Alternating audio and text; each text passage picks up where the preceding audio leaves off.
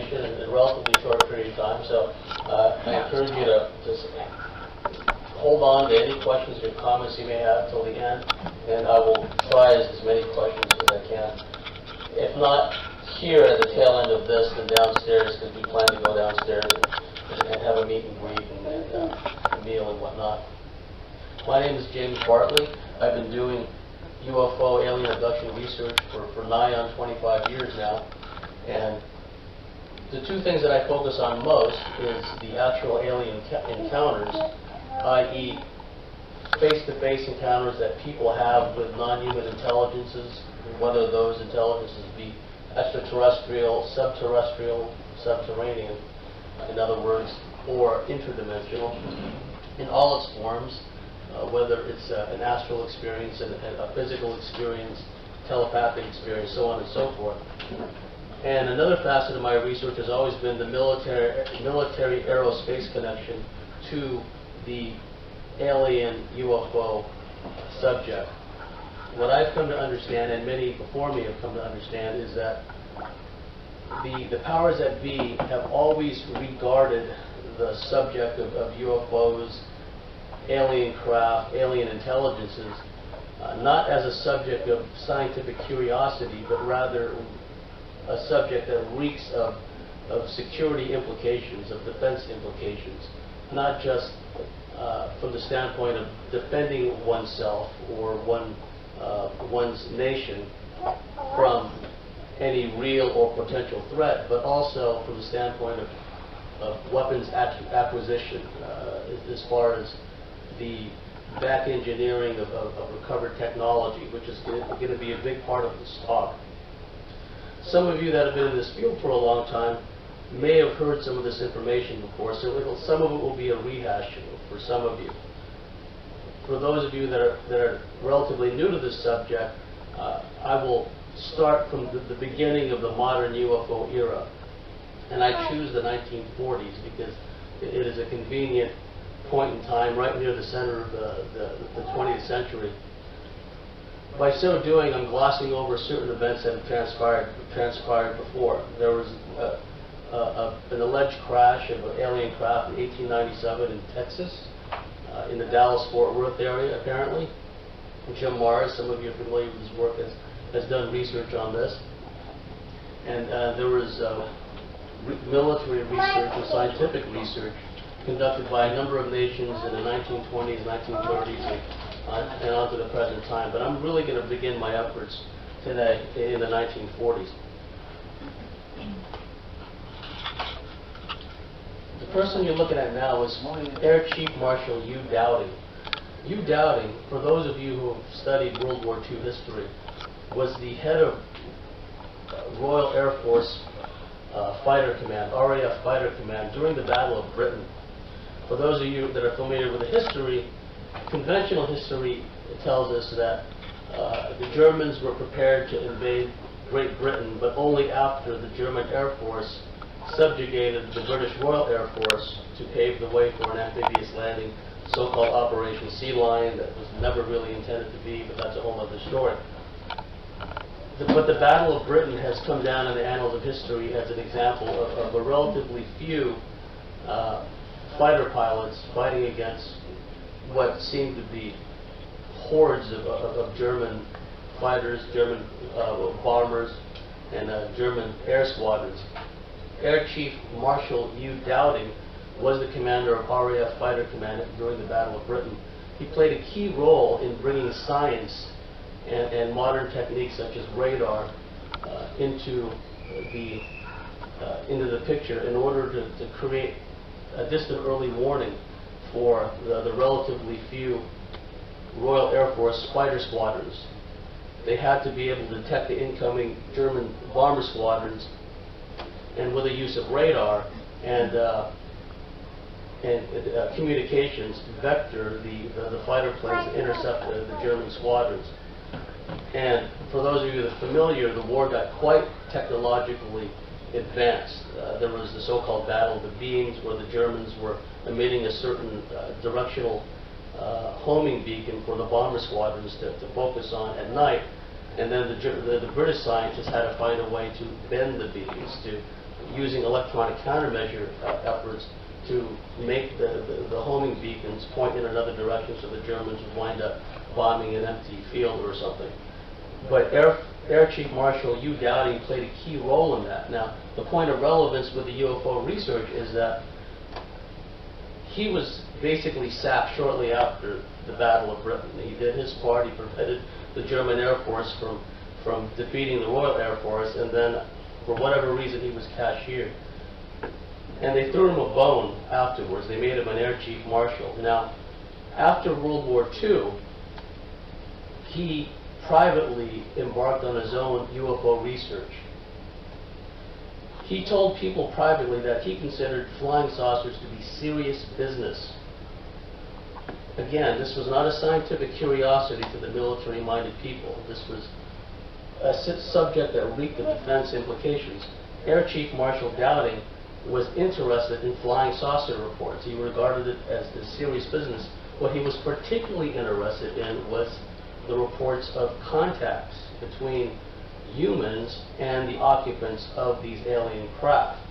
So we've been told by the mainstream media, by academia, etc., that people who believe in flying saucers are generally crazy, that they're just falling off of a turnip truck, that they're not credible, so on and so forth. And there's a reason why there's this mainstream perception that the subject is absurd, that the subject is not worthy of scientific consideration.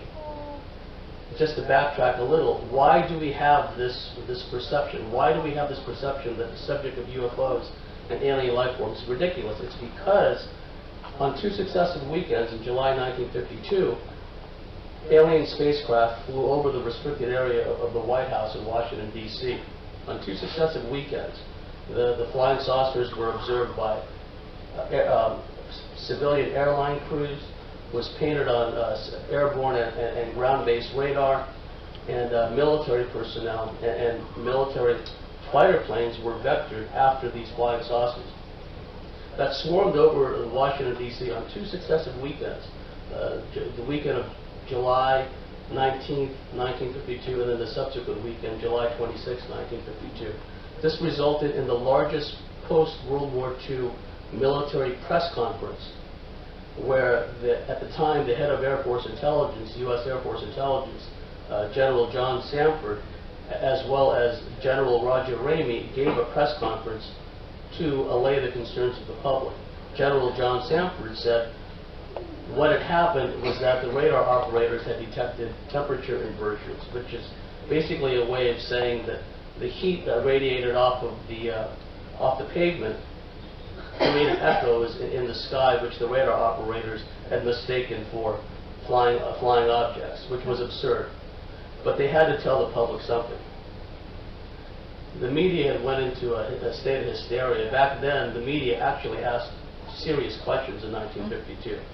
Fast forward to 1953, January 1953, a scientist, Dr. H.P. Robertson, who did a lot of work with the acquisition and the development of German weapon systems obtained during World War II. His name was Dr. H.P. Robertson. He convened a panel known throughout history as the Robertson Panel of the CIA. And the long and the short of it was, the Robertson panel came up with a paradoxical, curious finding.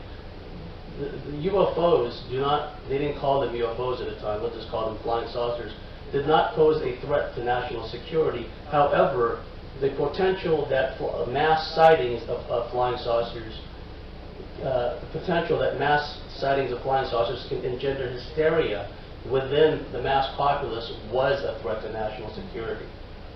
So, in order to allay public interest in the subject, a comprehensive CIA program to debunk UFO sightings, utilizing the corporate media as an accomplice to ridicule witnesses. So that became an agenda in 1953, January. It was an institutionalized policy by the CIA to utilize elements within the corporate media to ridicule witnesses and use academics to debunk sightings, explain everything away as either a hoax or a natural phenomenon that's been misidentified. And yet here we have the head of RAF Fighter Command during the Battle of Britain, saying that UFOs, flying saucers, are serious business. Moreover, he is particularly interested in reports of encounters between the occupants of said alien craft and human beings. So there's a built-in contradiction there. Dr. Doolittle, Dr. James Doolittle. He was the commander of 8th Air Force during World War II.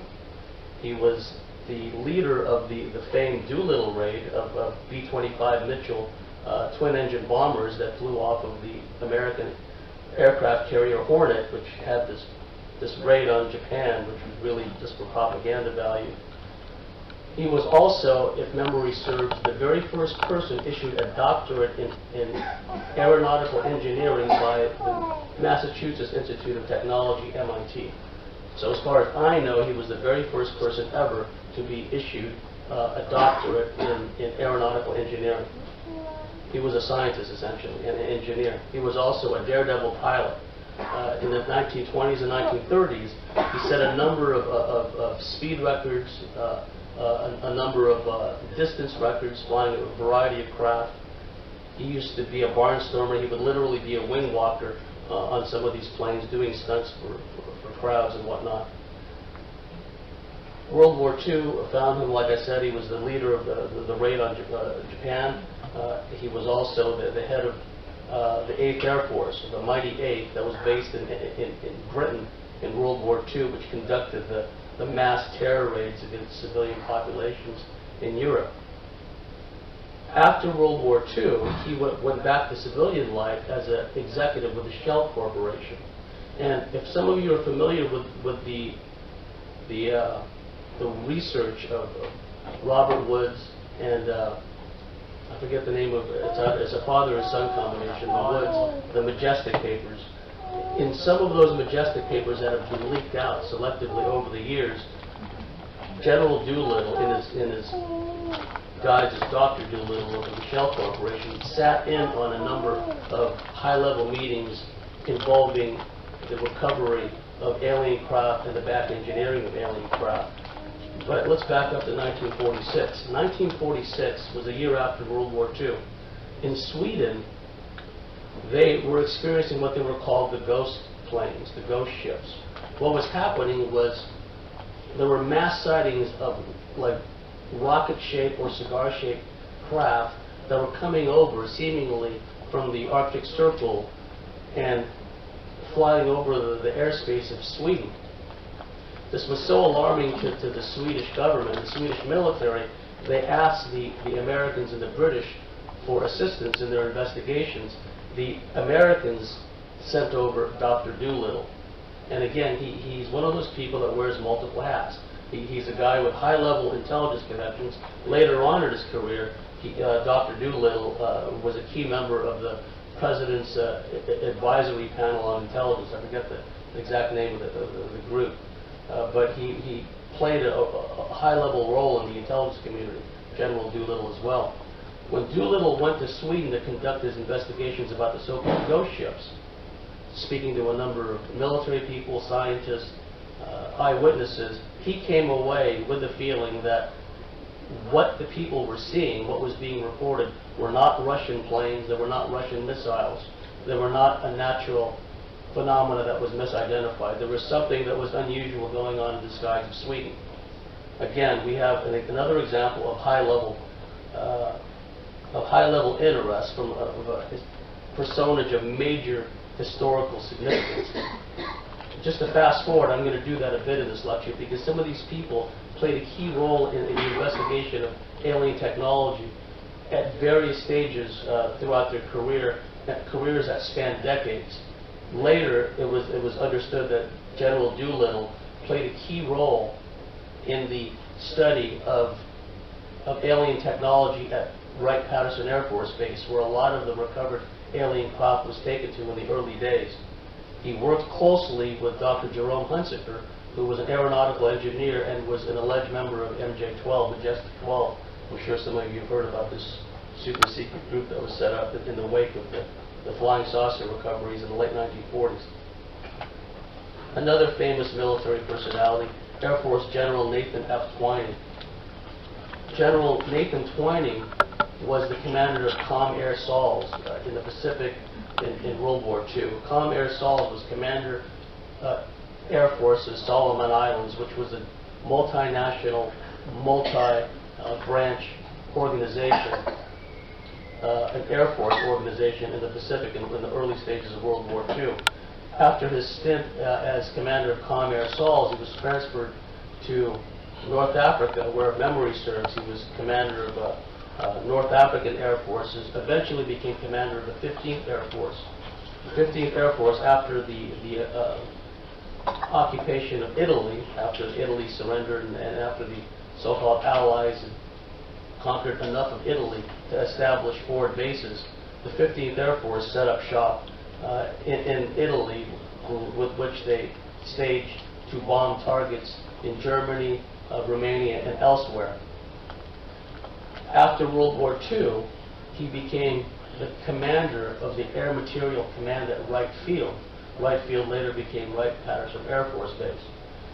At the time of Roswell, General Nathan Twining was the commander of Air Material Command at Wright Field. Air Material Command was the repository. It was the main hub where the Army Air Forces, later became the Air Force, kept a lot of their technology and did a lot of studies. They also have branches within Air Material Command and that whole Wright Field setup, like the Foreign Technology Division, FTD, which some of you have heard about. Also within Wright Field and later Wright-Patterson Air Force Base was the Office of Special Studies, which also had at times the aforementioned General James Doolittle working with the Office of Special Studies, with a scientist, a very obscure individual named Dr. Eric Henry Wang, who was a metallurgist of Viennese origin. But anyway, General Nathan Twining, at the time of Roswell, he was scheduled to go to Washington State, to the Boeing factory, to inspect if memory serves, a B-29 Superfortress plant. There is correspondence which shows that he had to cancel his appearance at the B-29 plant in Washington State because of a very serious matter that had suddenly occurred in New Mexico, which we know as the Roswell event, or events, because in truth it was probably more than one UFO alien crash that had occurred in Roswell over a span of several days in July of 1947.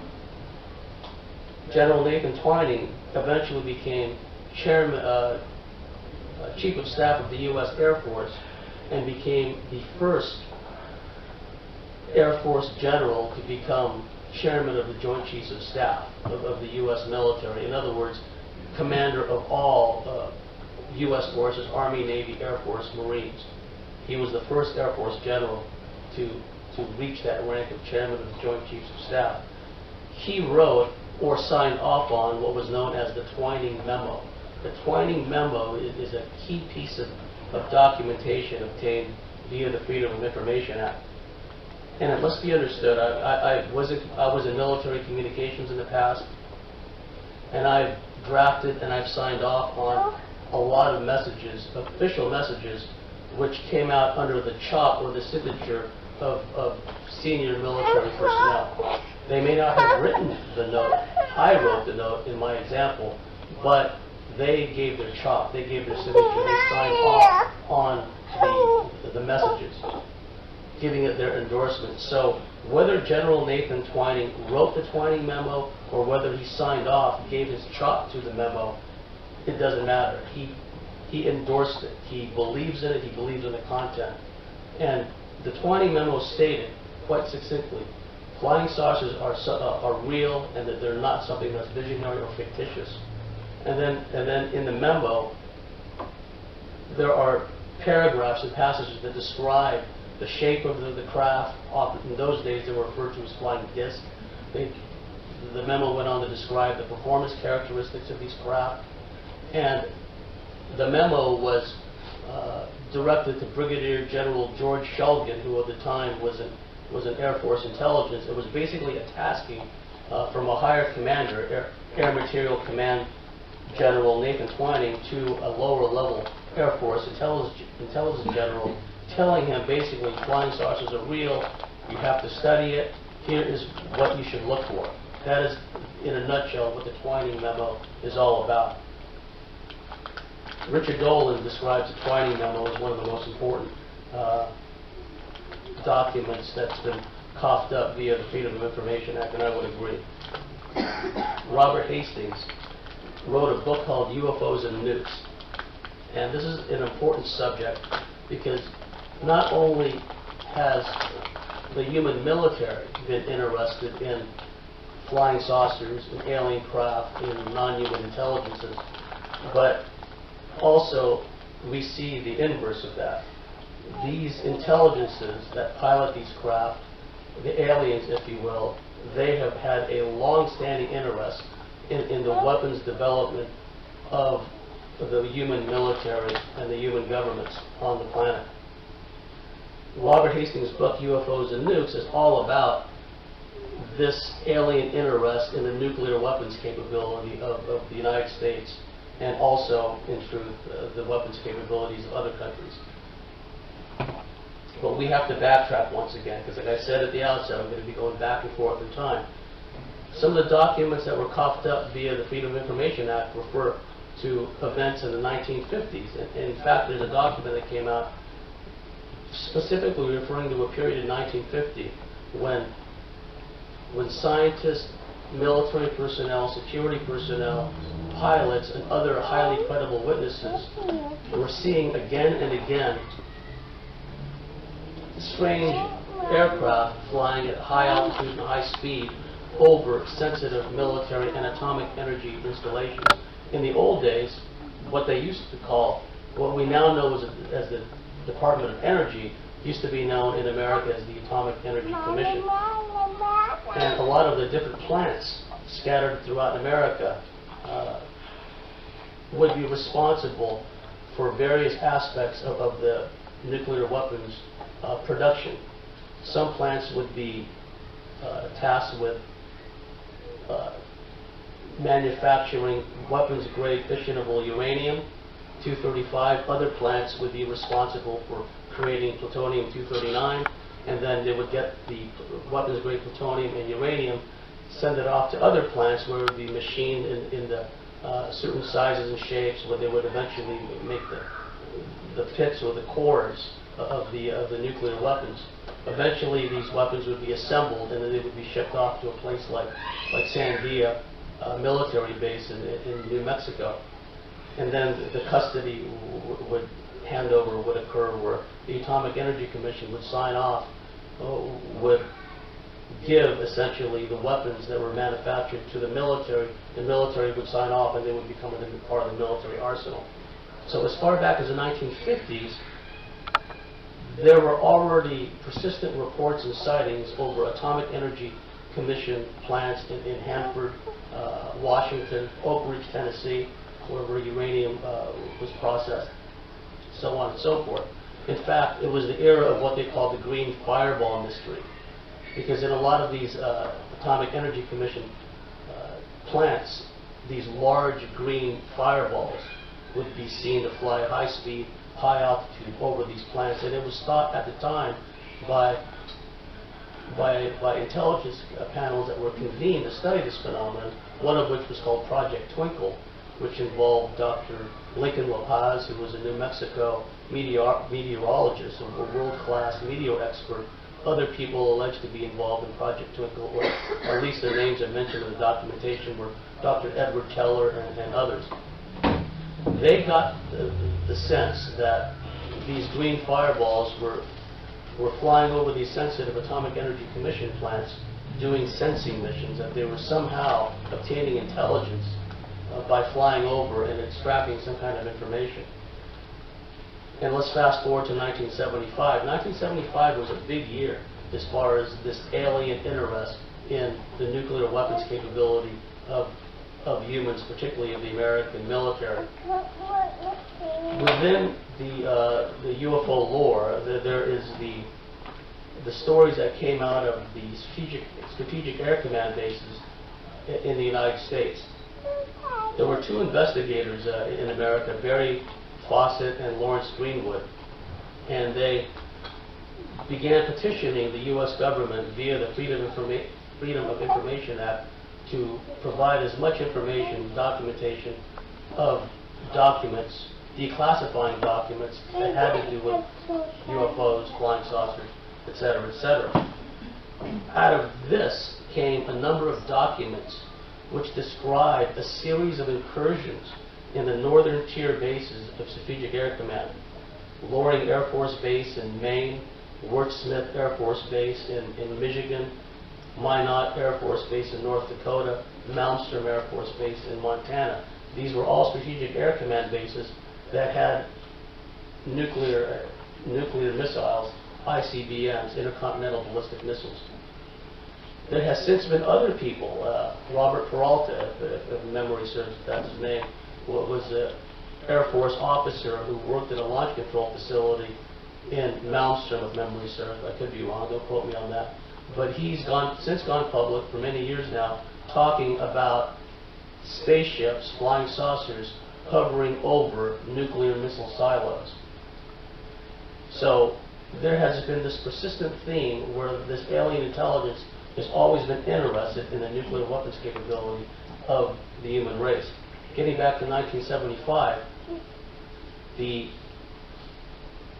sightings were witnessed by military personnel on the ground, including the so-called sabotage alert teams. These were highly trained security personnel whose job it was to guard nuclear facilities, nuclear launch control facilities, nuclear missile silos. In some of these eyewitness sightings, a large red glowing saucer-shaped object hovered quite close to the ground and basically scared, quite frankly, a lot of the security personnel. So all of this was written up in official memoranda and were sent out as priority messages to the National Command Authority. Fawcett and Greenwood called their book Clear Intent. It's since been renamed the UFO Cover-Up, but the original pressing it was called Clear Intent because in one of the documents, the craft were described as having a, quote, clear intent on the nuclear missile weapons storage areas. And we've seen this again, fast forwarding to December 1980, the infamous Rendlesham Forest, Bentwaters, Woodbridge events. RAF Bentwaters was an American base which had, at the time, a very large tactical nuclear weapons storage facility. And the locals there, going back centuries, always talked about strange happenings in the forest. Aliens, if you will, what they would have called maybe fairies or hobgoblins, whatever the case may be in the Middle Ages or other eras. But the people, the military people that were involved in the series of events that happened at least over 3 nights in late December 1980, right around the Christmas holidays, they also described these craft flying over the weapons storage areas and even shining lights down into the weapons storage areas. So the point of relevance here with Robert Hastings is he wrote an entire book about this subject, UFOs and Nukes, which I highly recommend. Again, it was not a subject of scientific curiosity. It was something that the National Command authorities were deeply concerned about because these craft and presumably the occupants within the craft had such an easy time penetrating restricted airspace over not just nuclear weapons plants where they were creating these weapons and creating the fissionable material, but hovering over the launch sites and the missile silos of the weapons themselves. Scientists and engineers. Some of you are familiar with this. I don't know why this story really doesn't have the kind of mileage, if you will, that other stories in the field does. I think it's one of the smoking guns of UFO research. This is Dr. Robert Sarbacher. Dr. Robert Sarbacher, I'm sure some of you are familiar with the story, but it bears repeating. He was an unpaid consultant for the Pentagon in the early 1950s. He specialized, in fact, he had his own company that dealt with missile development. He later became the dean of the Washington Institute of Technology, and he wrote a highly acclaimed book that dealt with the use of radio frequencies in engineering. He wrote what became known as the Sarbacher letter, and where he admits to researcher William Steinman.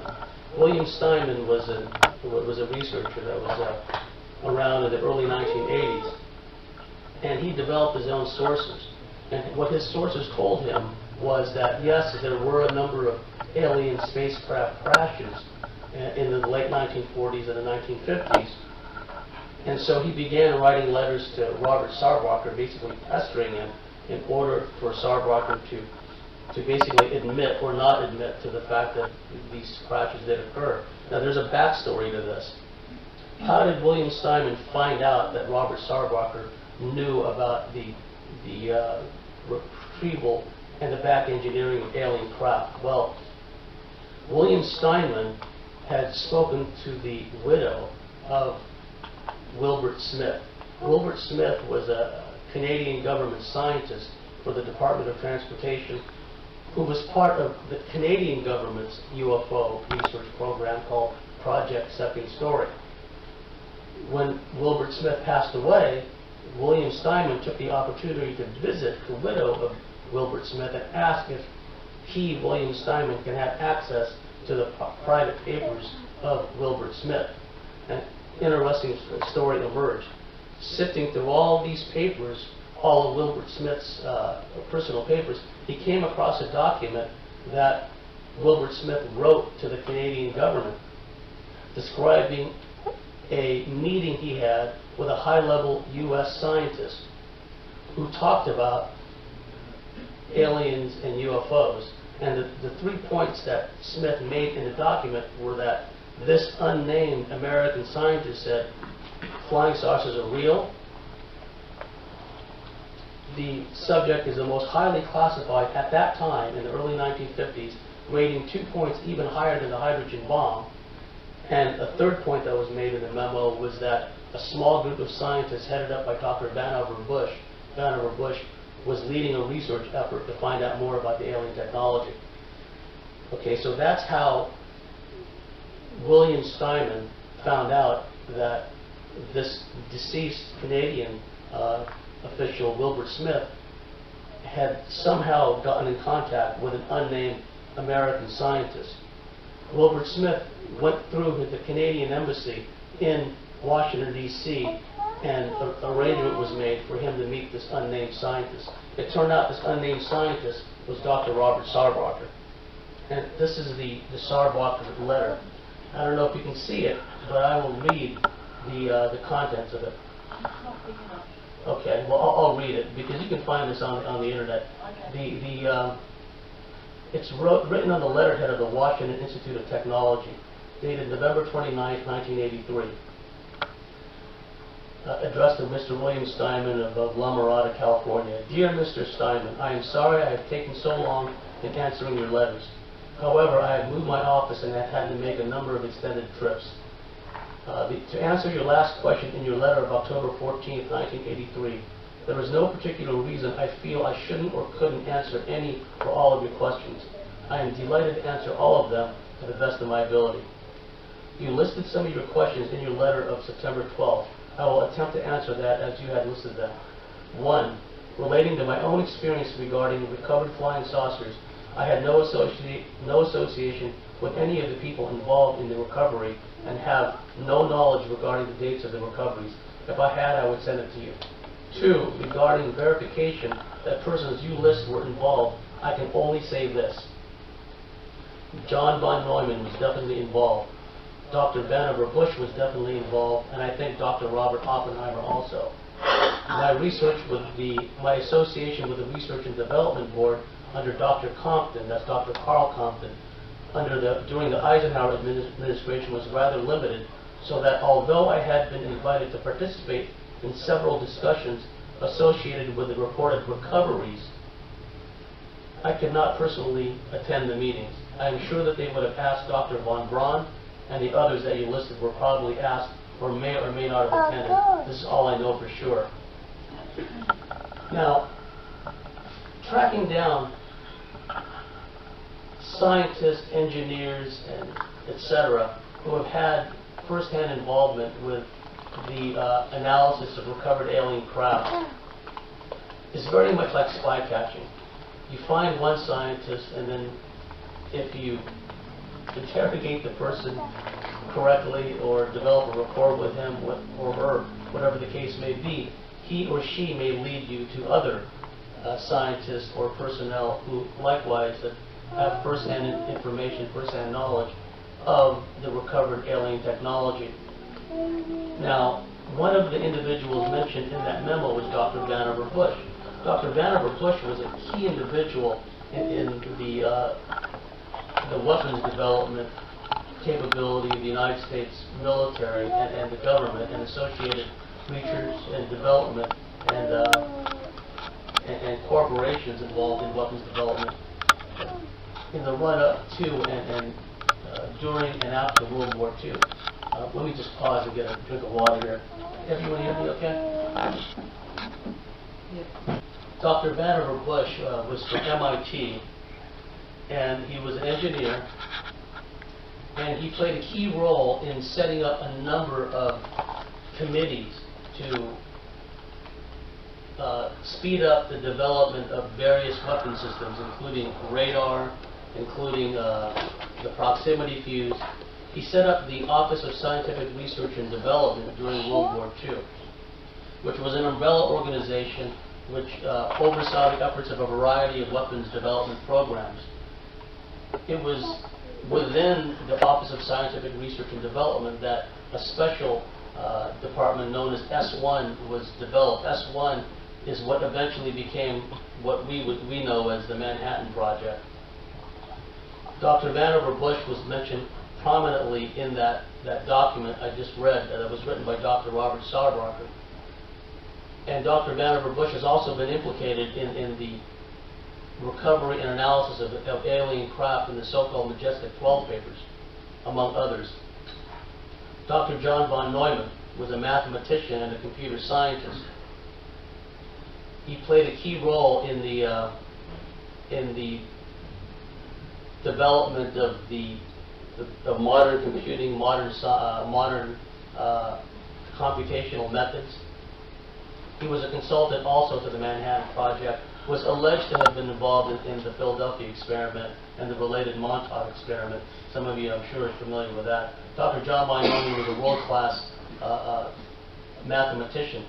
He was colloquially known informally as one of the, what was the nickname that they gave them? There was a number of Hungarians during that time period. He was one of them. Edward Teller was another one, where they were so brainy and they were so out there as far as knowledge and intellect were concerned that they were hardly even regarded as human, basically.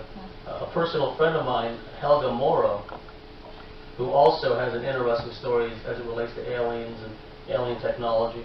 Her father was Dr. Frederick Kepars, and he was an emigre from Germany.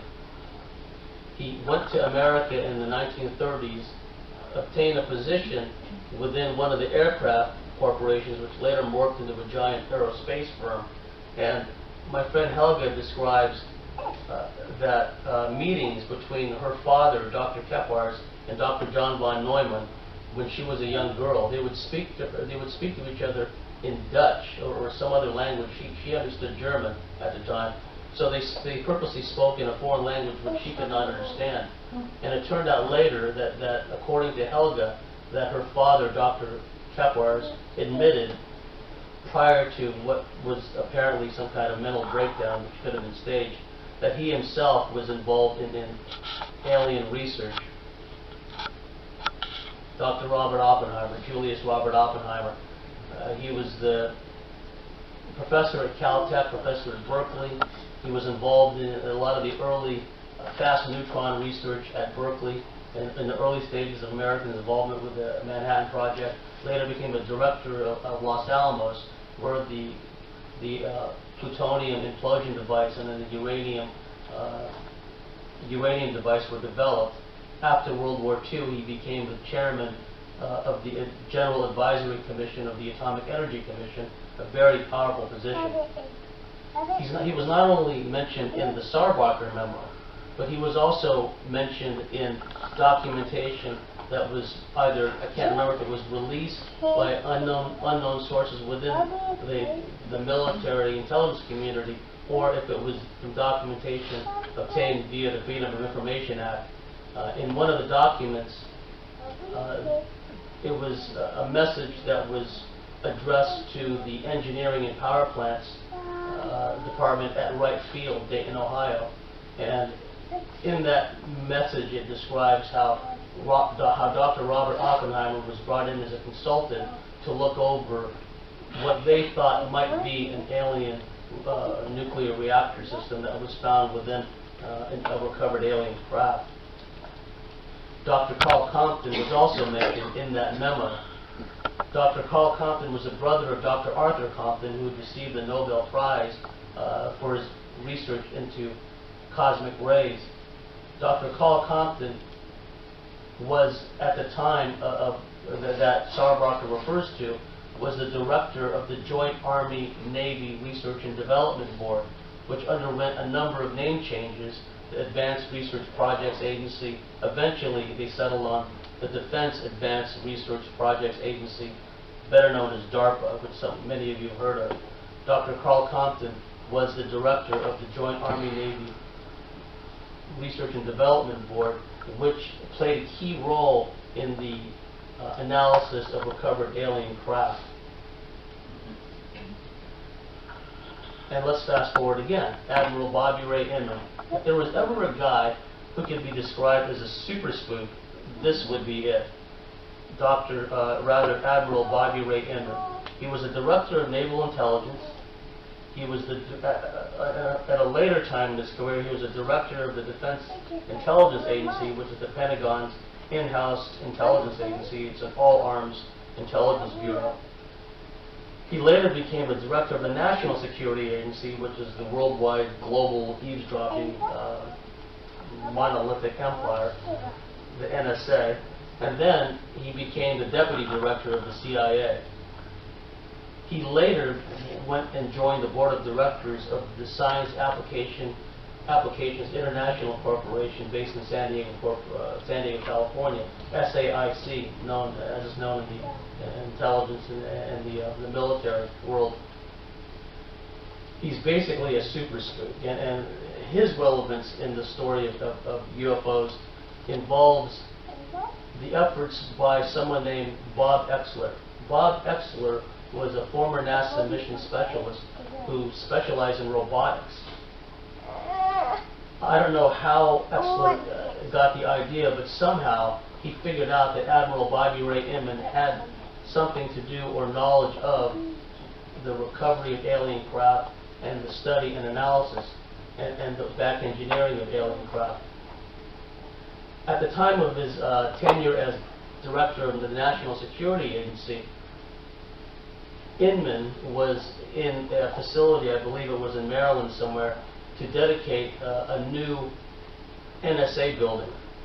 And Bob Exler, the former NASA mission specialist, was waiting there to kind of ambush him. So after Admiral Inman gave his speech, etc., he was leaving the site, and Bob Exler comes up to him, hands him a business card and says, "My name is Bob Exler. I'd like to get to know you. I'd like to get closer to Majestic 12, or MJ-12. I can't remember what he said."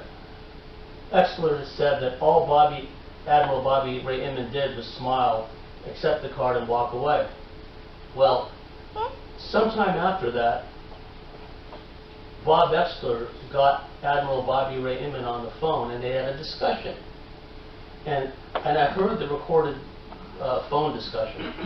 And Bob Exler asked him, very clever how he worded the question. He said, and I'm paraphrasing here, "Do you see a time when these recovered craft will be made available to the mainstream scientific community outside of military circles?"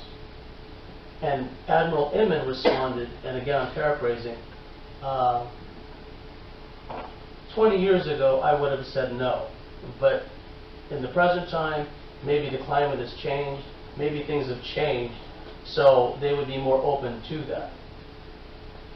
And what Bob Exler said afterwards was that was an extraordinary comment, because Inman was admitting that at least 20 years before, they had recovered alien craft, that it was in the possession of the powers that be.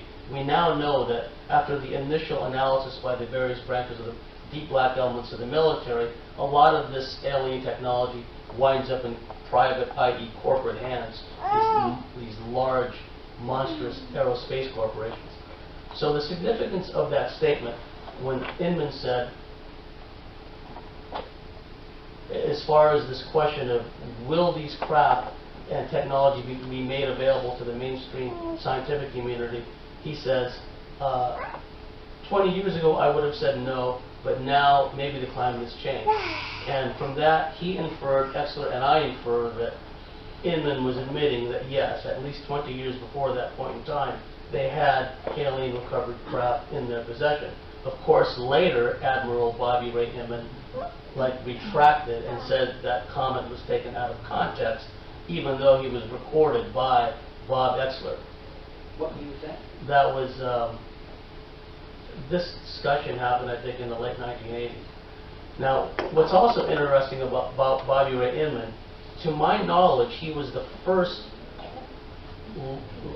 major figure to push the notion that virtually all sightings of alien craft were the result of the sightings of stealth technology, which is bogus, if you ask me, because stealth has to do with the radar cross-section, reducing the radar cross-section to such a point that ground-based and airborne radar cannot lock onto the radar cross-section of an airborne object long enough to either vector intercepting craft or to direct surface-to-air or aerial weapons platforms at the target.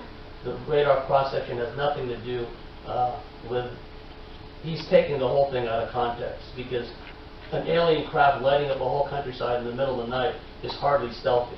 So when he says that these are just sightings of stealth, that's exploiting the ignorance of the general population, as well as the eagerness of debunkers and skeptics to seize on any explanation, right? That all of this is just due to stealth, which is patently absurd. One of the great UFO research pioneers of all time, Leonard Stringfield, was a former Air Force intelligence officer during World War II with the 5th Air Force in New Guinea and in the Philippines.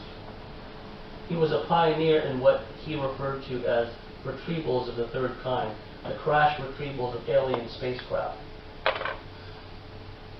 He had developed a number of sources within the military and former members of the military intelligence community, as well as contractors, who told him over a span of many years about covert efforts by the deep black elements of the military as far as recovering crashed alien spacecraft. And some of his sources would describe seeing bodies kept in conditions of deep freeze in an underground facility. Wright Field, Wright-Patterson Air Force Base came up again and again in his discussions with a lot of the sources back then. Because in the early days, and still to this day, a lot of the recovered alien technology is brought to Wright-Patterson Air Force Base. So much, in fact, that they had to expand the operation to include the Kirtland Sandia complex in New Mexico, and of course the infamous Green Lake complex in central Nevada. Leonard Stringfield's sources told him that as early as 1966, there were already at least 30 alien bodies at Wright-Patterson Air Force Base. 30 alien bodies at Wright-Patterson Air Force Base in 1966. He figures probably later on as I move on to my story. Can someone give me a time check? What time is it right now? Up to 3. It's right after 3 p.m. 5 to 3. 5 to 3. What time do you want to do a break, Joanne? Soon on Thursday, but it's up to you. Okay, I can go for another, what, 10 minutes? Is that okay? Okay. And don't forget to come back after the break, everybody. Yeah, Some yeah. of you new people might not know. Yeah, we're just taking a break because it's, kind of got a long haul here. Yeah. Yeah, so, yeah, it's just, what, 15 minutes, thereabouts, 20 minutes? Okay. Lieutenant Colonel Philip Corso, you're probably familiar with some of his story. He was a key player, he wrote a book called The Day After Roswell, about his knowledge of the aftermath of what happened at Roswell when one or more alien craft had crashed and various elements of the U.S. military covertly recovered said alien craft along with the bodies, living and dead. Lieutenant Colonel Philip Corso was a member of General Arthur Trudeau's Army Research and Development Division within the U.S. Army. And he claims in his book, I have no reason to doubt him, that he was tasked by General Arthur Trudeau to seed alien technology that the Army had acquired and seed it into the research and development centers, into the universities, into the corporations, without telling them the provenance of the technology, where it came from, and what exactly it is. What he would do was he would make arrangements to meet with officials from various R&D and centers and universities and corporations, give them the technology and say, here, do whatever you want with it, take out patents on it, whatever the case may be. And it must be understood that his book, The Day After Roswell, was not the be-all and the end-all of his career. He also testified before Congress, as he was a staffer for the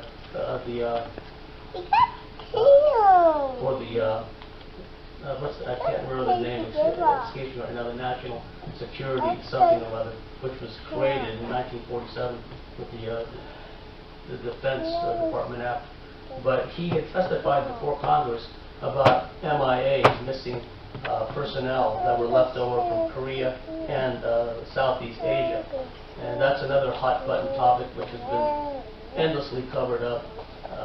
Heaps of disinformation put out to basically whitewash the fact that thousands of American military personnel, in fact, if one goes back far enough, back to the closing days of World War II, when the Soviet Red Army basically shanghaied countless American soldiers that had strayed over into the Soviet sector. They were never seen again. Lieutenant Colonel Philip Corso testified before Congress about the MIA prisoner of war situation that developed out of Southeast Asia. So he wrote this book called The Day After Roswell, where he talks about the role he played in seeding alien technology into the universities and into the corporations.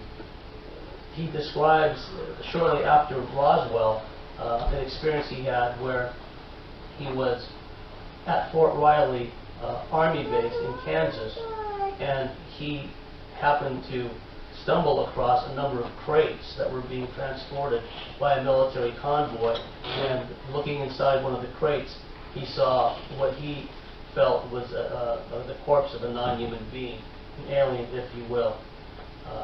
Of course, his most vociferous critics came from within the UFO community, the same culprits as usual. Dr. Kevin Randle, who made his name as being a Roswell researcher, and then he suddenly morphed into an alien abduction debunker and got a psychological degree on top of that to boot. And another guy was Stanton Friedman, who has made a career out of belittling the efforts and debunking the efforts of those people who come up with information which does not correspond with his own.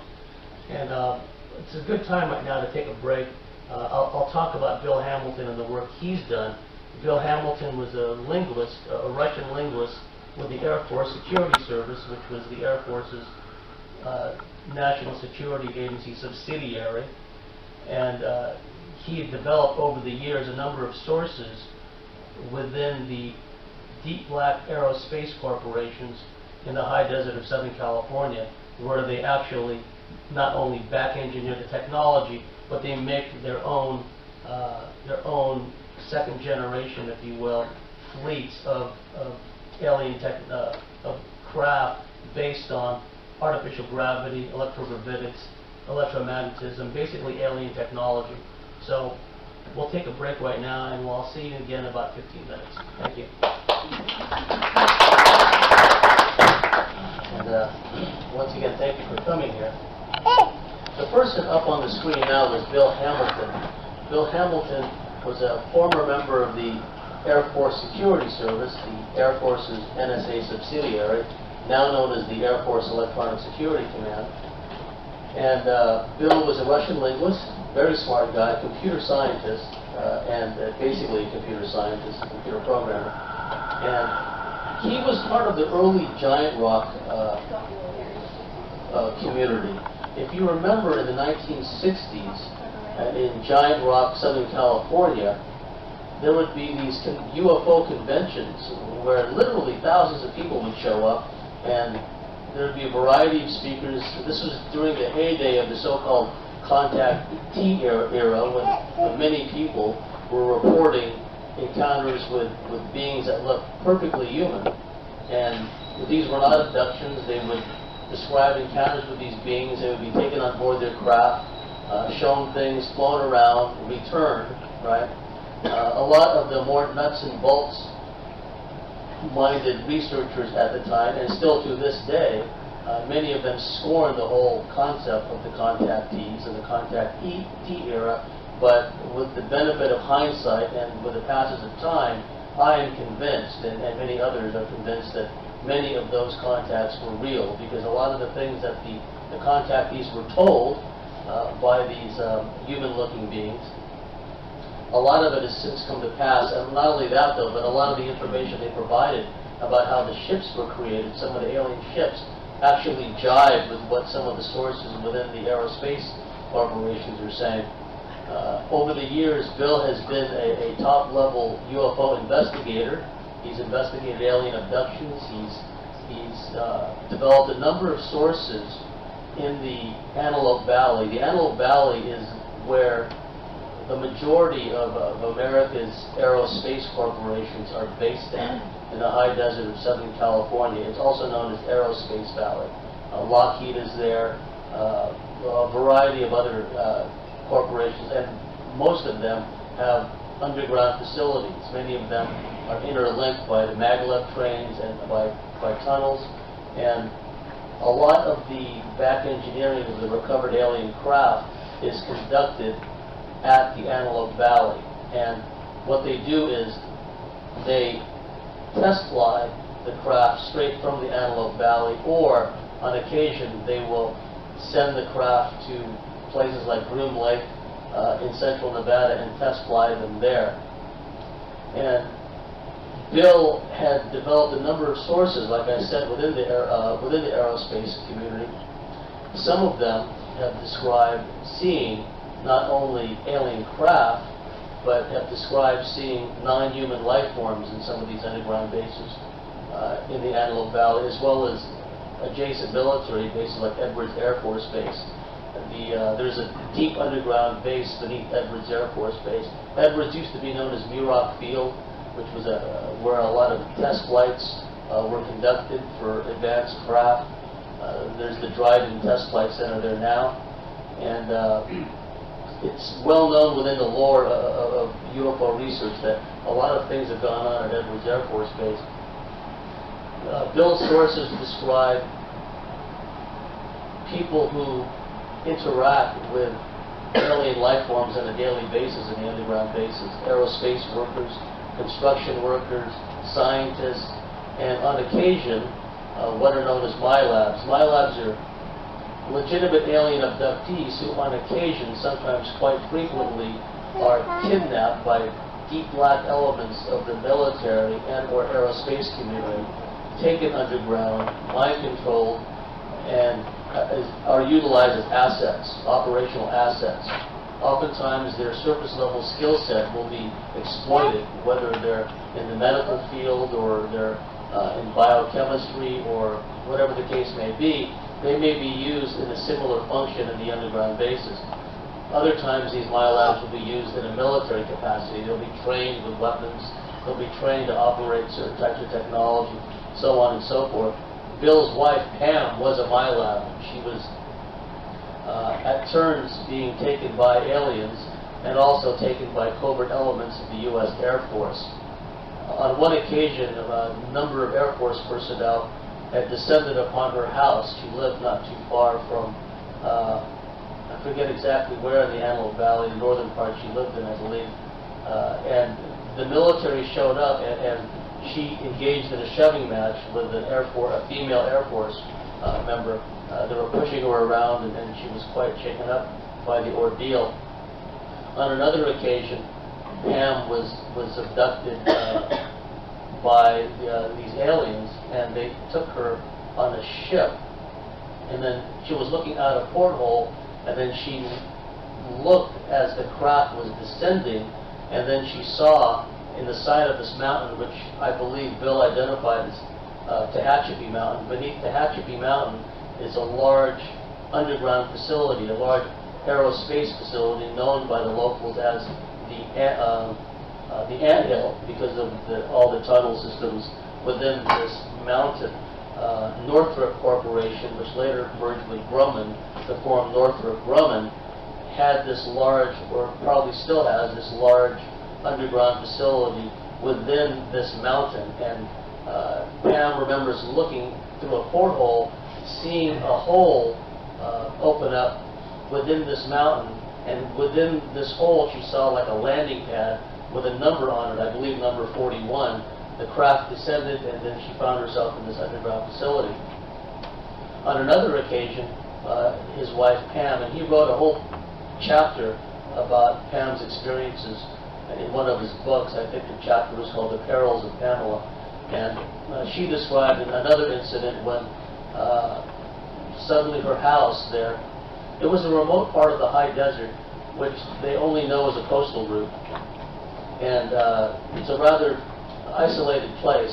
She suffered a power outage, and then next thing you know, she looks up and she's laying in bed, and she sees a man in like a black SWAT uniform, a black ball cap, black BDUs, battle dress utilities, and he was holding a black box with wires sticking out of it.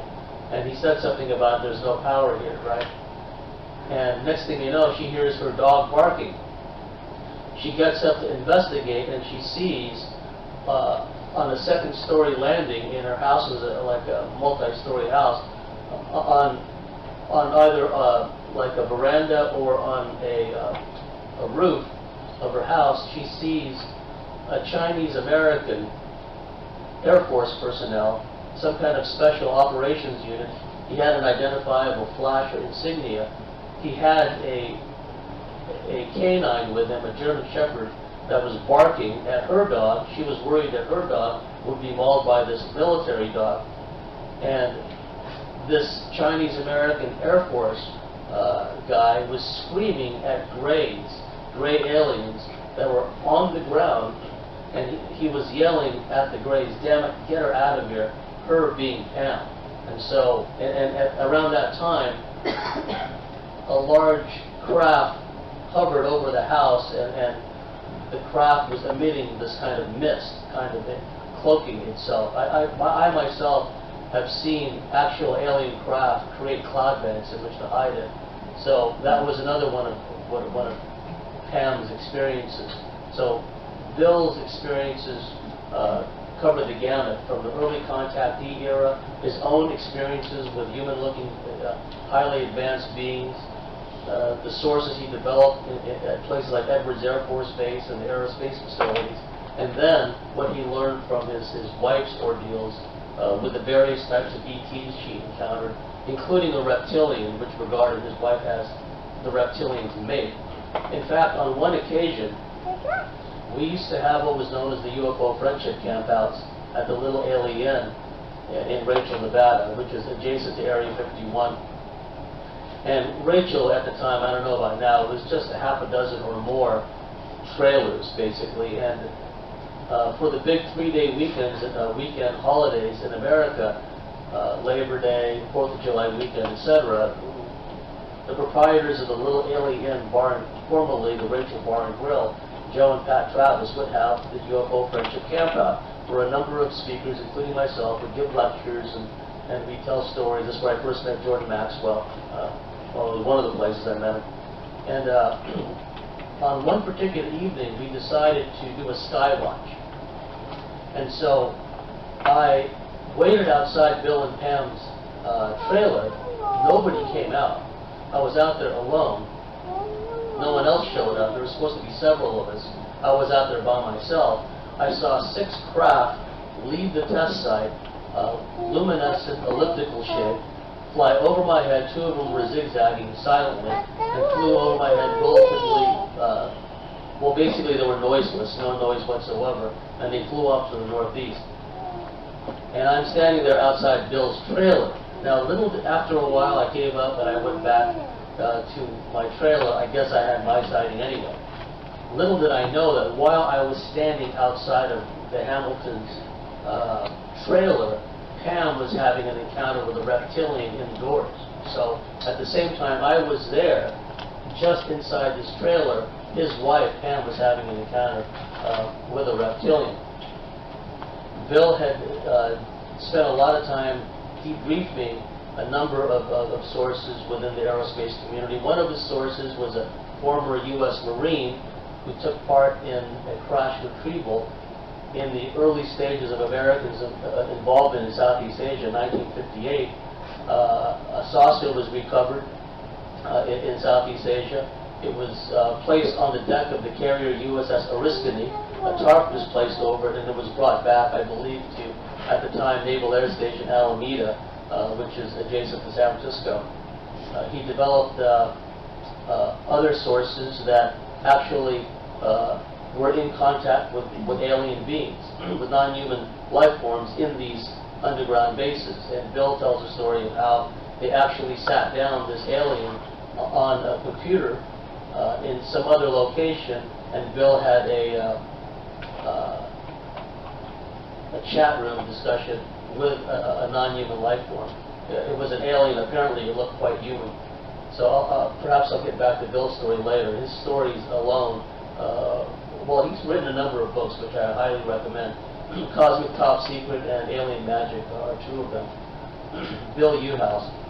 Now, one of Bill Hamilton's sources was Dan Burish. Dan Burish, some of you may be familiar with the story. You can find his story on YouTube.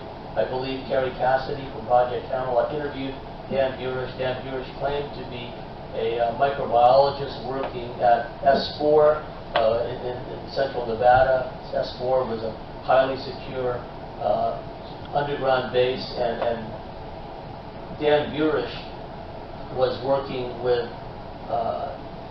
an alien in a clean room environment, some kind of a sphere, and Dan Burish referred to these aliens that he was exposed to as the J-Rods.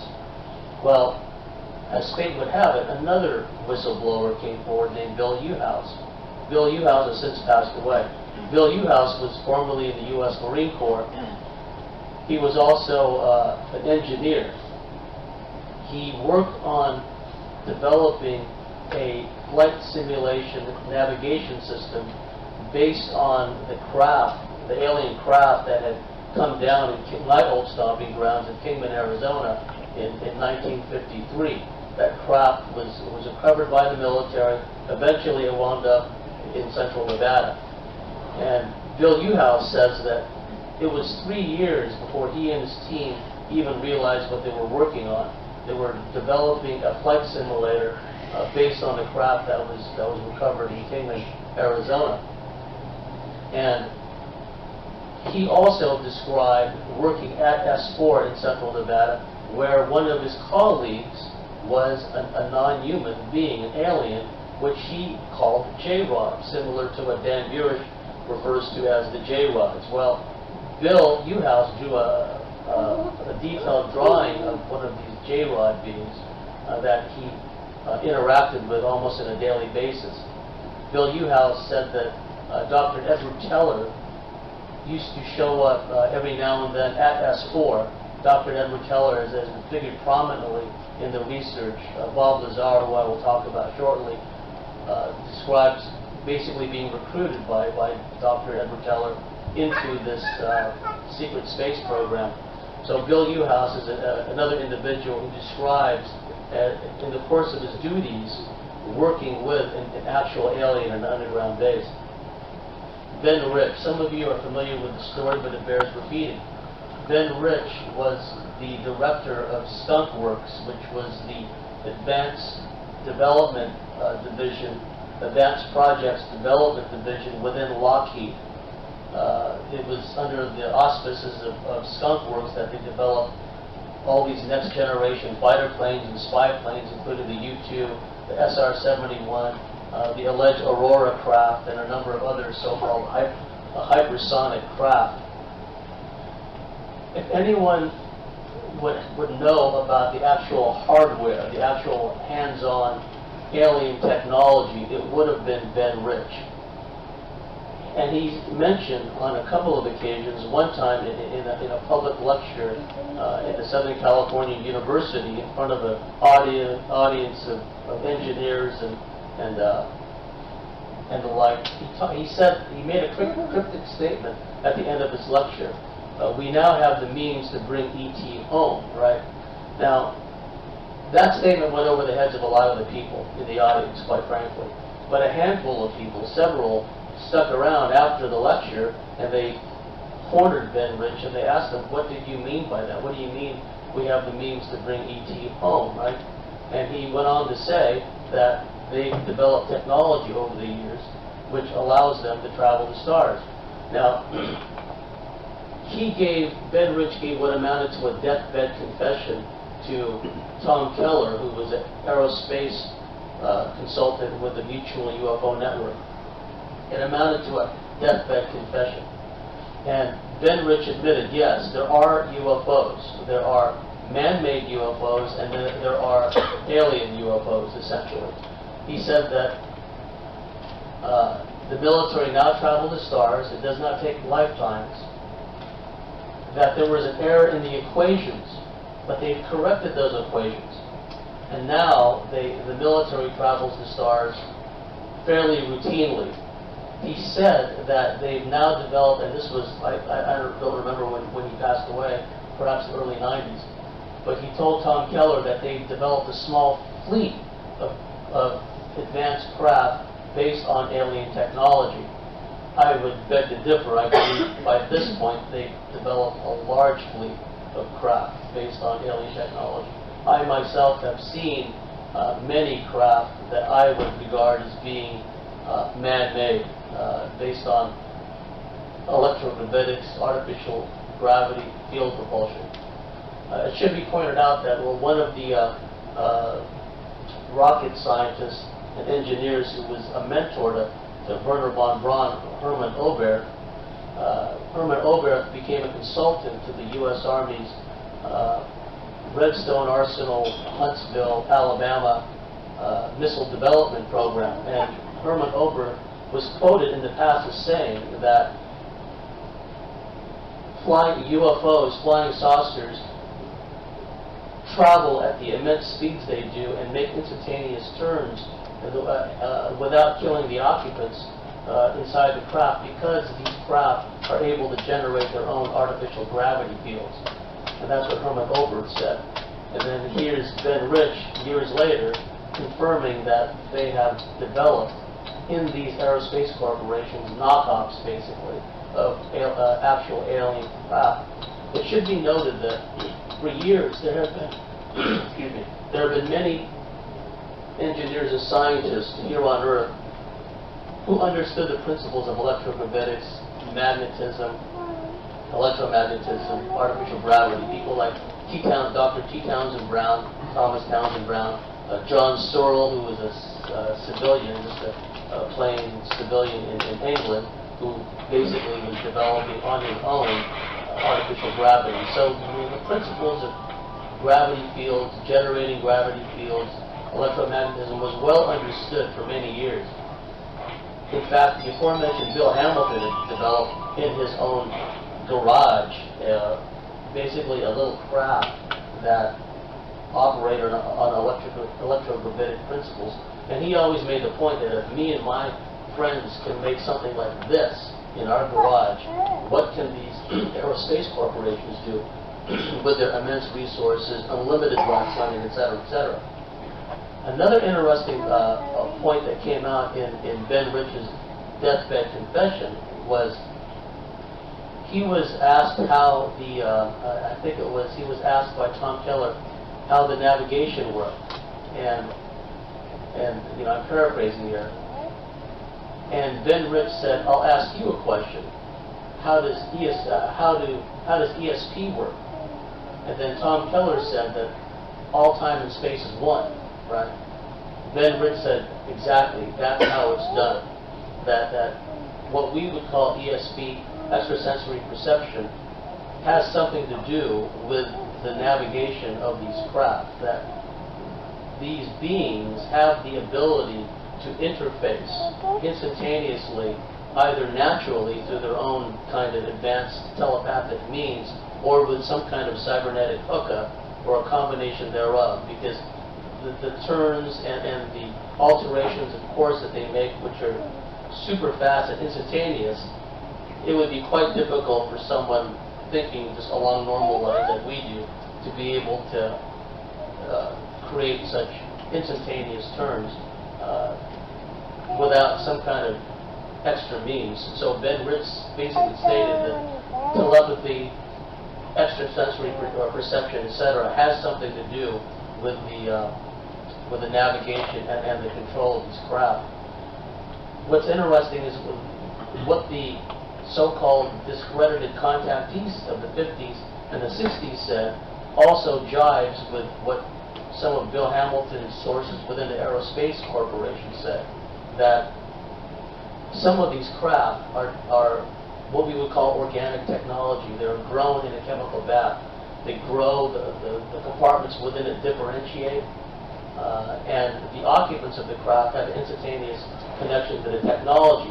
If they want a porthole to appear over here, a porthole appears. If they want a ramp to appear over here, or stairs to appear over here, which descend outside the craft, a ramp and or stairs will manifest. Everything is pretty much instantaneous as far as some of the civilizations are concerned.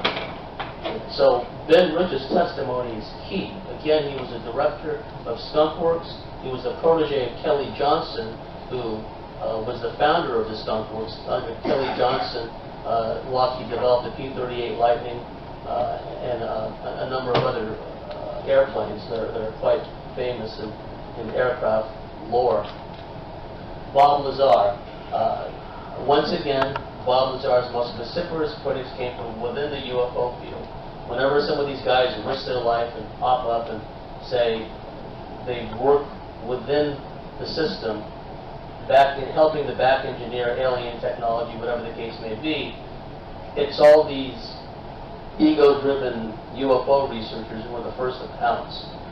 Bob Lazar, and what's interesting about Bob Lazar, similar to what happened to a number of so-called atomic veterans and other people involved in what we would call black operations, where their records, their military records, their school records, everything is expunged, everything disappears, and they attempt to make the people like non-credible by making their records disappear. They did the same thing to Lazar. He was trained at Caltech, and he worked at Los Alamos, and he had a huge security clearance.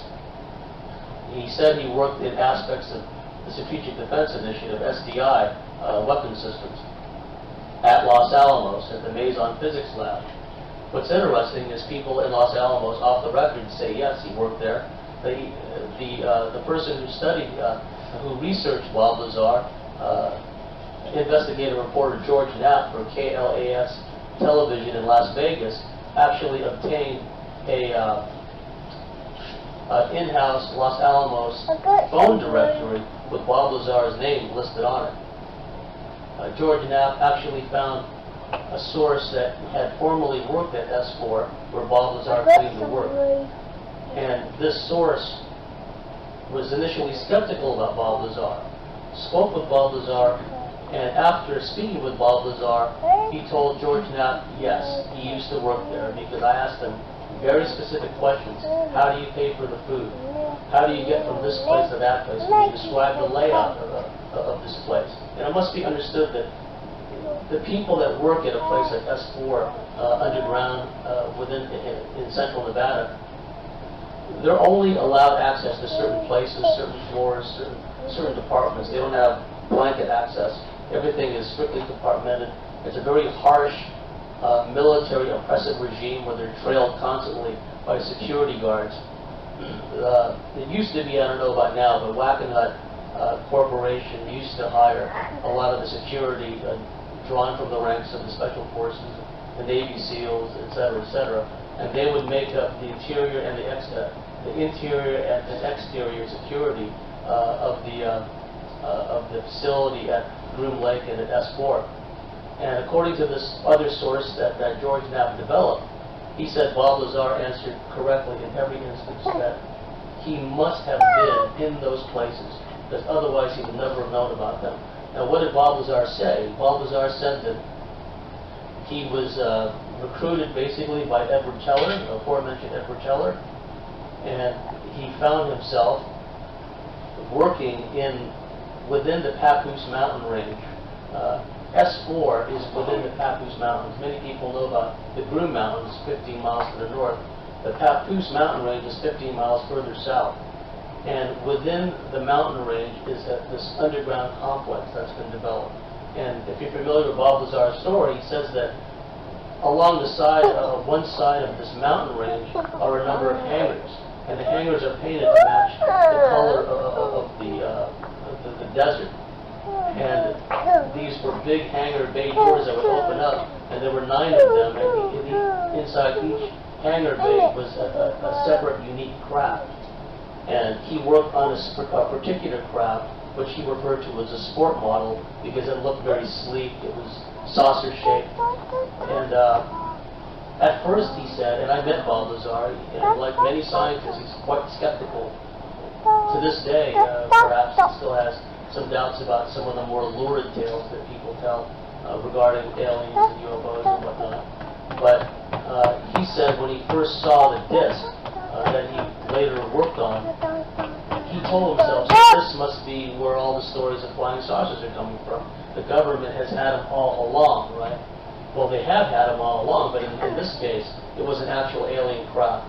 And he knew it was an alien craft because on one occasion he was granted access to the interior, the middle part of the craft, and he said that the chairs inside the craft were very small, so they were either intended for children or a very small being.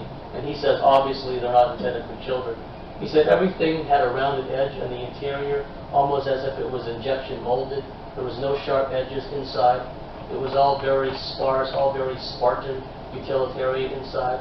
He said there were 3 main facets to the craft. The underside of the craft had what he called the gravity amplifiers.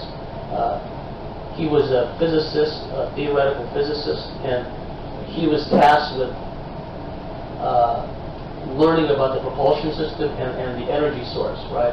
So we learned a lot about Bob Lazar because the particular race that craft had come from was a race from the Zeta Reticuli star system, which is about 37 light years from our solar system. And in a nutshell, and you can find the story online, he says that the Zeta Reticulians and probably other ET races have access to naturally occurring substances, minerals, if you will, in their worlds which are unattainable here. The Zeta Reticuli star system is a binary star system, if memory serves, and so they have naturally occurring substances there, including what he called element 115, which is used as the fuel source to power the craft that he worked on. So, in a nutshell, what happens is that source, element 115, emits what he calls a gravity A wave, which can be accessed and amplified and utilized to warp tremendous distances of space. He says that traveling in space has nothing to do with traveling at or near the speed of light in a linear mode. He says, at least as far as this particular civilization is concerned, it has everything to do with focusing the gravity amplifiers beneath the craft at a distant point in space, powering it up, and literally pulling that distant point in space towards the craft itself, shutting off the gravity amplifiers, and suddenly they are in that distant location. So they arrive there through warping and folding, essentially, the distances, rather than going there in a linear fashion. And so Bob Lazar is another source we have from within the system who has come out. He's been subjected to a lot of harassment. And he claims he was shot at one time when he was driving. They basically wrecked his marriage. They basically, for a while, tried to ruin his life. And I did meet him on one occasion when he gave a speech at one of the UFO friendship campouts. A very important witness who's come forward. And according to John Lear, who knew him very well, John Lear is a former CIA covert operations pilot. His father is the same Lear who developed the Lear jet. And John Lear developed his own sources within the intelligence community and the military regarding alien craft, UFOs, and whatnot. And John Lear says that privately Bob Lazar told him things that Bob Lazar did not tell the public. Bob Lazar told him there is a base on Mars, that the Deep Black government, the military aerospace community, has a presence on Mars and has had a presence on Mars for some time. Although Bob Lazar will never talk about that publicly. Bob Lazar also told John Lear he saw what he thought was an alien at the facility he worked at. But publicly he will say that he could have seen like a small puppet, or he could have seen like a small model of a small being, right? But he will not come out publicly and say that he saw an alien. Although apparently, according to John Lear, Lazar did say that he thought he saw an alien at S4. That's yours truly to the right of Bob Lazar, wearing the green cap there. Bob Lazar in the middle. That's Gary Schultz to the right next to Bob Lazar. Gary Schultz used to conduct what he called the secret saucer expeditions. He would lead a convoy of vehicles and drive right up to the gate there at Groom Road, he took a great photo of a flying disc there one night when he was there by himself. He and his secret saucer expeditions were so irksome to the authorities that they would buzz the convoys and their cars with helicopters. In fact, it's probably due to Gary Schultz and people like him that they extended the security perimeter and took over more land that formerly was part of the Bureau of Land Management, which was then absorbed by the facility, the Area 51 facility. John Vasquez. I knew John Vasquez personally. He's since passed away. I spent an entire weekend debriefing him. In a nutshell, John Vasquez was a soldier based at Fort Benning, Georgia. Fort Benning, Georgia is the home of the U.S. Infantry Training School. That's where and they also have advanced infantry training at Fort Benning, Georgia. Memory serves that they also have a contingent of U.S. Army Rangers there. And Vasquez says that in September 1977, he was out in parade formation with his entire battalion one night. Early, it was dusk, starting to become nighttime. And in a nutshell, his entire battalion was subject to a mass alien abduction. And he recalls being underneath one of the barracks, hiding out with some of his army friends, because there was all these craft that were descending. Aliens had actually gotten out of the craft. According to some other sources who have since come out, there have been at least 2 other people who have since come out and talked about this experience in September 1977 at Fort Benning, Georgia, that there was an actual shootout, and we've heard these stories before, shootout between the U.S. military and these aliens. Not only aliens shooting from craft, but aliens on the ground as well. There's a similarity there with the Bentwaters incident. The aforementioned Royal Air Force Bentwaters, where the U.S. Air Force had a base, and where there was a large repository of tactical nuclear weapons, and the nearby twin base of RAF Woodbridge, there at the Rendlesham Forest, that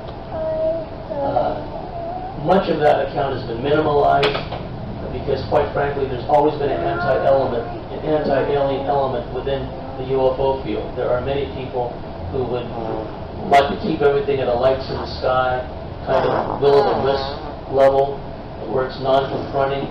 It's just a transient phenomena, lights in the sky, very brief radar painting of a craft.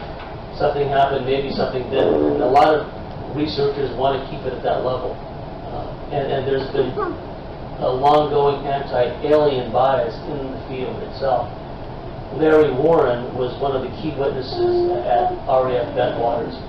He was an Air Force security policeman, and on the third night of the events there, he was in a clearing with about 40 other personnel when they surrounded a landed alien craft, and alien life forms actually got out of the craft. They began sending away the lower level personnel, and according to Larry Warren, the wing commander, General Gordon, I forget what his last name, was present when these aliens got out of the craft. And since then, there's been a lot of slanderous attacks against Larry Warren. They've made it coerce or otherwise suborn all these other witnesses to say negative things about Larry Warren. And the only difference between Warren's account and the other accounts is Warren says there were aliens there. Now, there is a book called The Humanoids, which is a classic in the field. It's basically an anthology, each chapter written by a different UFO researcher, and it was written in the early 1970s. And there are chapters in that book which describe case after case of a landed craft, occupants seen outside the craft. And the witnesses vary from policemen to farmers, the citizens that just happened to be in a certain place when there was a landed craft and aliens outside of the craft. Well, what Larry Warren described was essentially no different than that. The craft descended, aliens got out of it, he witnessed it, and he was subjected to a lot of harassment and mind control.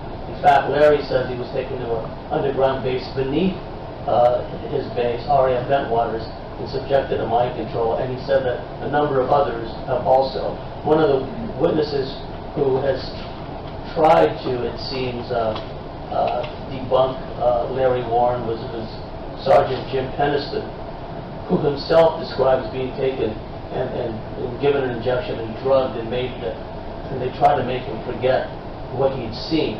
Now, Peniston won't come out and say aliens were present, although, according to Warren, Peniston knew better. So it was an example of the powers that be using other witnesses and turning them against Warren and making him seem like he was the attention seeker, he was the odd man out, and he was the guy whose account different from everyone else's, right? When actually his was the most valid account. And the point of similarity with John Vasquez is it's another example of not only the military having an interaction with aliens, but in Vasquez's case, an entire battalion of infantrymen were subjected to a mass alien abduction. He says the aftermath, very similar to what Warren and others described, was the following. Army psychologists began showing up, conducting narco-hypnosis on a number of the people, a number of the personnel, and in a number of, as was the case in a number of other instances, when there was a low-level UFO alien flyby or landing encounter, before the dust settled the next morning, after the debriefings and after the narco-hypnosis was exerted, a number of the soldiers were sent off to different parts of the world, the far-flung coast, all over the place. And this is standard operational procedure after such an event. They send them out all over the place, different duty stations, so they can't compare notes, so they can't kind of form a kind of faction. And John Vasquez, and again, I spent an entire weekend with him. I spent 13 hours on a Saturday talking with him about his experiences. They went to the extent of putting it out in the local media there in Georgia that a measles outbreak had occurred at Fort Benning, Georgia, at the time of the alien landing and the mass abduction. I hope that John was still alive when these other witnesses had come forward as vindication and validation for him. Paul Benowitz, again, a so-called controversial figure in the field, but not really controversial. Paul Benowitz was an independent scientist, and he was observing with his own eyes, and he developed technology which he claimed intercepted alien communications. He lived in New Mexico, and he observed a lot of alien activity, UFO activity, in the Archuleta Mesa area of northern New Mexico, not too far from the infamous Dulce underground base, if some of you are familiar with that story. Like I said earlier, a lot of the alien technology, they first would take it to the nearest base, and then when it was recovered, the alien technology, and then it would wind up in a place like White-Patterson Air Force Base. But they had acquired so much alien technology over the years that they had to kind of spread the wealth to different military facilities. And one of those places was the Kirtland Air Force Base complex near Albuquerque, New Mexico, as well as the Sandia military base not too far from that, collectively known as the Kirtland Sandia complex. Sandia, again, I mentioned earlier how the civilian Department of Energy, like I said, Dulce Base is not too far away. And the Native Americans, the Apaches in this case, at the nearby Jicarilla Indian Reservation, it's welcoming these signals and finding out what they're all about. Well, he made a mistake. I guess he was dangerously naive or something. I think eventually they would have found out about it, but he really compounded his problem by bringing his information and his findings to the Air Force at Kirtland Air Force Base. And it wasn't too long before he became the subject of surveillance, harassment, psychological warfare operations, so on and so forth. The Office of Special Investigations, OSI, within the Air Force, played a role in, like the MILABs I was just describing. Legitimate alien abductees who were kidnapped, harassed, mind-controlled, abused in many cases by covert elements of the military. So one of my beefs against the disclosure movement is they are not addressing this compensation issue. Right? It's all well and good for them to throw us a bone and say, yeah, they're here, but that's all we're going to tell you. When there's been people like myself and countless others who've been screaming, at the tops of our lungs that they're here and that these beings are having an impact on our daily life. Well, John Ford is one such individual. John Ford is the founder of the Long Island UFO Network. Running out of time, so I'll quickly wrap up his case. John Ford is a political prisoner in the U.S. He and his team investigated two separate crashes. Actually, the first crash, September, I wrote it down, September 28, 1989, in Mauritius Bay near Long Island. What happened was that a weapon that was based at Brookhaven National Labs was deployed by the military to shoot down a large triangular-shaped alien craft. It landed, or it crashed at Mauritius Bay. The military came and retrieved it. Eyewitnesses saw two large double-rotor helos, perhaps a C-47 Chinook, or maybe like a Sea Knight type of a C-58, something with like double rotors. And well, C-47 definitely has a double rotor. Don't quote me on the Sea Knight.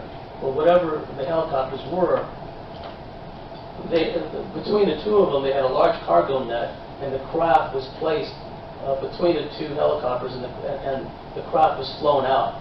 According to the aforementioned Leonard Stringfield sources, that craft wound up at Fort Meade, Maryland, which is the base of the headquarters of the National Security Agency.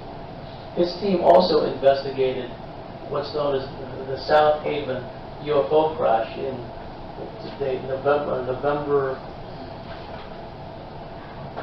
November 24, 1992, South Haven Park, Long Island.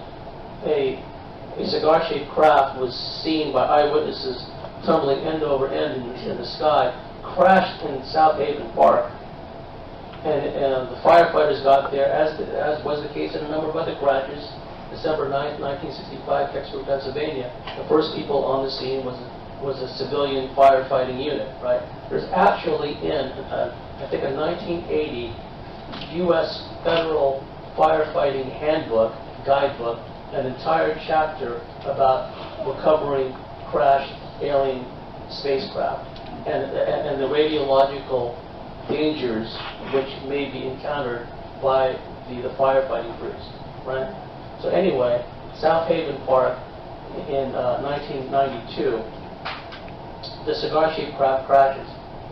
Firefighters get there. One of them took film, videotape of some of the burning wreckage. The military shows up.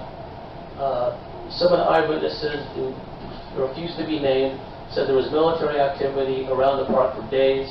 For days after this event, they were suffering power outages, problems with their electronic devices, etc., etc. Well, long and the short of it was John Ford, as director of the team that was investigating these two crashes in Long Island, was set up on a phony charge of threatening to assassinate the head of the Republican Party in Suffolk County, New York. And to this day, he's languishing in jail. He's basically a political prisoner. So, again, if we're talking about disclosure, people like John Ford have to be taken into account. We can't just be fobbed off with concepts of like, okay, they're here, so on and so forth. And one last thing I'll say before I let you go here is disclosure was already happening in Russia. Many years ago, people like Yuri Gagarin, the first cosmonaut in space, was very outspoken about his belief in aliens and UFOs, and what his colleagues and cosmonauts have told him about their own personal sightings of the UFOs in space. Dr. Marina Popovich, who holds dozens of records as a test pilot and a cosmonaut, she herself is very outspoken about aliens, about alien life forms, about UFOs. In fact, she provided this photo of the infamous Phobos 2 photograph. Phobos 2 was a space probe the Russians had sent out, which disappeared as it approached Phobos, one of the moons of Mars, and I believe, as many believe, that Phobos is actually an artificial satellite, similar to our moon, similar to Iapetus, which is an artificial satellite for Saturn. You have to look it up on the Enterprise website by Richard Hoagland, but he does a great write-up about why Iapetus is an artificial moon. Anyway, the Russians sent this satellite towards Phobos. It disappeared, but before it disappeared, it sent back this photo of a very long cylindrical object, estimated to be about 15 kilometers long. So, disclosure, Dr. Eugene Plotnikov, a Russian, he studies anti-gravity, superconductors, electromagnetism, etc., etc. And the Russian National Academy of Sciences is openly working on anti-gravity, artificial gravity, field propulsion, etc., etc. Whereas in America and in the West, it's all bass-ackwards. Bass-ackwards is a level of stupidity above ass-backwards, right? What they do in America is they want to keep everything at this kind of nuts and bolts level, the Stealth, the U-2, the SR-71, everything based on thrust propulsion, right? Anything out of that boundary is considered quack science, is considered quackery. When in fact, the Deep Black Aerospace corporations have been working on field propulsion, electrogravitics for decades. I already talked about some of the other whistleblowers and whatnot who come out of these programs and spoken about it. So disclosure has already happened in Russia, as far as I'm concerned. Now, in a disclosure summit a few days ago in Canada, I'll leave you with this thought. There is an individual who came forward, Victor Viniaghi, I can't pronounce his last name, it's Italian. But, what is it? Vigiani, yes. He obtained, via the Freedom of Information Act from the Canadian government, 6 pages of documentation which refers to UFO jet intercepts, which refers to I believe, the recovery of alien craft that the Canadian government has been involved in, and there have been some big cases in Canada involving, crash or disabled craft. The Shag Harbor incident, and you can look that up. And also, Victor talked about, within these documents, there were passages describing communications between the pilots of these interceptors and the occupants of some of these craft they were intercepting. And we've heard similar stories coming from jet fighter pilots and whatnot in the U.S. and elsewhere. So it's possible, if it's been rumored about, that NASA may make some kind of announcement, because NASA is desperately trying to hang on to any shred of legitimacy they have left. Because thanks to the internet, and thanks to private researchers and whistleblowers, et cetera, well, frankly, we don't need NASA anymore. We are disclosure. So NASA may come out with an announcement, but it'll be a limited hangout in intelligence terms. It will not be the full story. Of course it will not be. But they have to try to hang on to any shred of legitimacy, because they have to retain control of this, because it's getting too widespread. There's too many people who are talking. There are too many people who know things. So I hope that you enjoyed my talk, and I'll be going down, downstairs to have a meal here in a little bit. So any one of you that want to come by and have a chat afterwards, that would be great. And thank you for coming here. I really appreciate it.